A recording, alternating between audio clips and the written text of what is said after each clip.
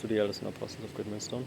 Okay, all praises to Yahweh Hashem, Shai Hashem, Kakadash, Shalom to the one that Hebrew Israelites, Zechariah 13:8, which are the good Negroes, Latinos, Native Americans, as well as part line who is the words together according to the book of Jeremiah 50:33, but to whom the lay belong the adoption of glory, the covenants, the giving of the law, the service of God, and the promises according to the book of Romans, chapter 9, verse 4, Ecclesiastes 27, I see servants upon horses and princes walking, servants upon earth.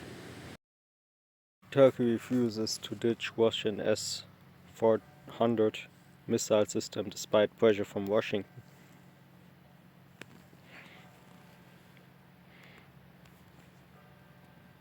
Despite relentless US demands, Turkey refuses to dismantle its Russian-made S-400 missile defense systems, though it remains open to limited compromises such as joint oversight mechanisms. Turkey's 2017 $2.5 billion S-400 deal led to its removal from the F-35 program, strained NATO relations, and triggered US sanctions under CAATSA, seen as punishment for defying NATO's Buy American expectation. The dispute highlights tensions over sovereignty and military independence, with Turkey resisting US coercion while exposing flaws in Washington's outdated Patriot systems and failed pressure tactics. Ankara seeks alternative arms deals, including EU fighter Typhoons from the UK and used jets from Qatar Oman, while negotiating F-16 upgrades and potential F-35 reintegration with the United States. Turkey's defense challenges the alliance's power dynamics, questioning whether NATO enforces US arms monopolies or respects member autonomy, signaling a shift toward multipolarity in global military alliances. In a bold move that underscores the deepening geopolitical rift between Ankara and Washington, Turkey has once again refused to abandon its Russian-made S-400 missile defense systems, despite relentless pressure from the United States. According to a report by Bloomberg News, Turkish officials have ruled out dismantling the advanced air defense platforms. However, they remain open to limited compromises, including a proposed joint military mechanism to oversee their operation. The standoff began in 2017 when Ankara signed a $2.5 billion deal with Moscow to purchase 4 units of the S-400. But this agreement came with a huge cost. Turkey was expelled from the F-35 fighter jet program, and Ankara's alliance with the North Atlantic Treaty Organization NATO was put in danger now as Ankara negotiates new fighter jet purchases and seeks concessions from Lockheed Martin. The S-400 dispute remains a critical test of sovereignty, military independence, and the shifting balance of global power. This acquisition of the S-400 systems was met with immediate backlash from Washington, which cited security risks, primarily fears that Russian radar technology could compromise the stealth capabilities of US aircraft like the F-35, yet experts have long questioned the validity of these concerns. They note that Russia's existing air defense networks already possess sophisticated tracking mechanisms capable of detecting stealth aircraft. Aside from kicking Ankara out of the F-35 program, Washington responded to Turkey's purchase of the S-400 units by imposing sanctions under the Countering America's Adversaries to Sanctions Act, CAATSA, but this appeared less about technical security and more about punishing Ankara for daring to defy NATO's unspoken rule by American or face consequences. According to Byte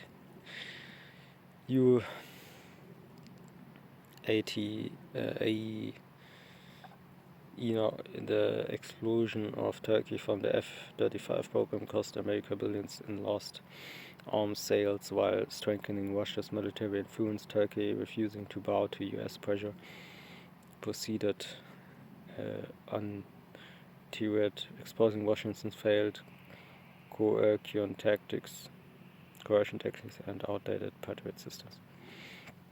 Erdogan's high-stakes gamble against US arms monopoly.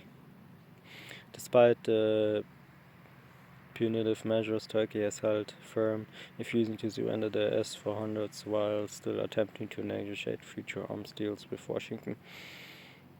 Turkish President Recep Tayyip Erdogan has appealed to US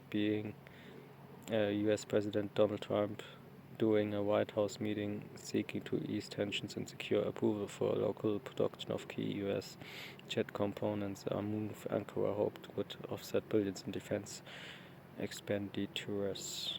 Meanwhile, Turkey has hedged its bets by turning to European alternatives. The Turkish government signed deals for Eurofighter Typhoons from the United Kingdom and explored purchases of used jets from Qatar and Oman.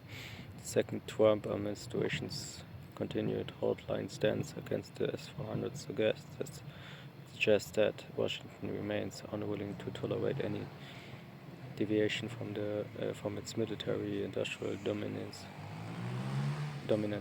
Yet, Turkey's defiance raises a critical question: is NATO truly an alliance of equals, or merely a mechanism for enforcing US arms monopolies? Ankara's insistence on retaining the S-400s while offering oversight compromises demonstrates a calculated pushback against what it perceives as coercive diplomacy. As Turkey prepares for another round or tense negotiations over F-16 Viper upgrades and potential F-35 reintegration, the S-400 saga serves as a stark reminder of the high-stakes power plays shaping modern geopolitics. Whether Washington will accept Ankara's proposed middle ground or continue to demand total submission remains uncertain. But one thing is clear: in an era of shifting alliances and rising multipolarity, Turkey's refusal to bow to US pressure signals a chapter in the struggle for military and strategic autonomy. Okay, yeah, true. Viper. Okay, if you're familiar with aircrafts, then this is actually the Angels of Satan. If you don't know, okay, like every nation will come together to fight. Yahweh Shai and is coming. Okay.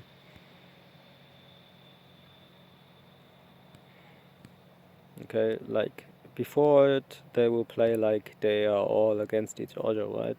But when it comes to an alien, basically power, which is Yahweh Shem Shai, basically the Bible, okay, the Word of God, then trust me, they will all come together to fight the threat that comes from space, which is Yahweh Shem Shai. Okay, double honors to the as an apostle of Great Millstone and her doctrine, because this is what it basically prepares the way. This is what prepares the way. Without the prophets being on the streets, not any group, okay, not IUIC, not ISUPK, not Sikari, okay? Fuck that shit, okay? The only group that prepares the way for that is GMS, the Great Millstone, and that's why they are so hated, because they're basically preparing the way for this to happen. And guess what? All these whatsoever aircrafts will be used to turn against the Lord sooner or later. 18:8. And after this I beheld, and lo, all they which were gathered together to subdue him were so afraid, and yet durst fight. See? They're playing cool, you know. Yeah, we do this, you know, this congregation and here and there a meeting and White House, and you have even lucid dreamers talking about, oh, I can't go into the White House, it's too secret. Yeah, that's just Satan visiting you in your dreams, man. Okay, he made sure that you can't go into the super demonic, super duper uh, uh,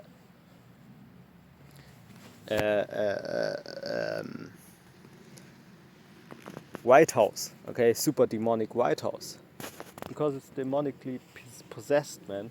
It's possessed. And especially when it comes to lucid dreams, because nobody's doing that in the truth. So the last information I have, okay, according to the beloved elder and apostle Tahar, lucid dreaming is something you should not train, at least. I don't say if you spend a little bit too much time, maybe busy on something, maybe studying the Bible, and then you go to sleep, but it was a little bit too late and you have to wake up now, and you know you have to do it. And then while it is daytime, you actually start to sleep, and now you some kind of daydreaming, you some kind of lucid dreaming, if you will, right? But really, it's not like, I don't say you don't dream on. Sometimes you try to dream on something. You try actually on intent to think about something. Maybe a woman. I don't know. Hopefully a woman, not a man. Guess what, man? What happens is you understand that I might dream. I might now try to dream something, but really, is it that you train every day? You have your diary, right? Oh, I woke up that in that hour, I was dreaming that. So next day, and try to sleep in that time to dream that. And this day I woke up and started to sleep in that minute. So what I'm trying now is 10 minutes, listen to that music, so I can then, okay, repeat the same sentence. I try now to think about that. I try now to think about that. I try now to think about that. I try now to think about that. And you do that a whole year, just that after 2 years, when your house is back already, maybe, okay, you started to successfully being a lucid dreamer. Get the fuck out of here, man. Okay, and then you have one dream where you maybe fuck the woman of your life, and guess what? You never see her again, because you trained 2 years being a completely bug out. And then guess what? You wake up and you don't even remember what happened. Okay? Trust me. I had a lot of dreams, and some of them I want to experience them again. But guess what? It's not possible. I don't even remember what happened. I don't even remember what happened, man. I do. But guess what? Can you repeat that same moment? No. You bugged out. You have psychological problems, you people out there, man. You're really... I don't say go to Easter for a therapy, man, but... I don't know, man. Meditate or just read the Bible. Tell you how it is, man. Keep the laws, read the Bible, pray, and... and understand that this is... That this is more than just, you know, vanity, man. Okay, it all has a meaning to it, man. Okay. 9. And lo, as he saw the violence of the multitude that came, he neither lifted up his hand, nor held sword, nor any instrument of war. You see? So it's not about instruments of war. It's not about being the super muscle man. Okay.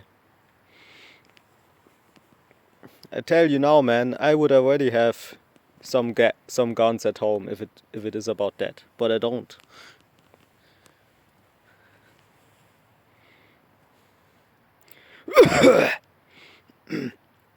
But only I saw. To be honest, I'm actually a person who who would have a gun with me, actually, you know, just because I can. Anyway, maybe just a Schreckschuss, okay, which it sounds like a real weapon, but it's really not a weapon, but it is enough to yeah, do away with a lot of super stupid out there.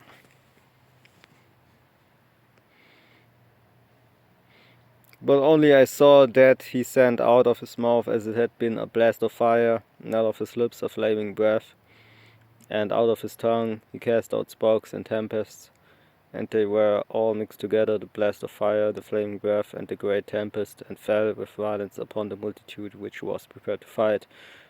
Yeah, you see, prepared to fight, multitude. Doesn't that remind you of all these nations trying to look peaceful, to appear as being anti-West? No, nobody's anti-West. You all in the same boat. That is because you don't have the truth. That's the short version. And they were all mixed together, the blast of fire, the flaming breath, and the great tempest, and fell with violence upon the multitude which was prepared to fight, and burned them up every one, so that upon a sudden of an innumerable multitude nothing was be perceived but only dust and smell of smoke. When I saw this, I was afraid. Yeah, basically some kind of unexpected violence. Okay, so this is really what the second coming of Yahushua looks like. It's not like he comes out of the air and receives all people because you said one day in your lifetime you said I'm a Christian or I believe in God. Now he receives you in the heavens and you are saved. Okay, like what the fuck is wrong with you people, man? Shalom.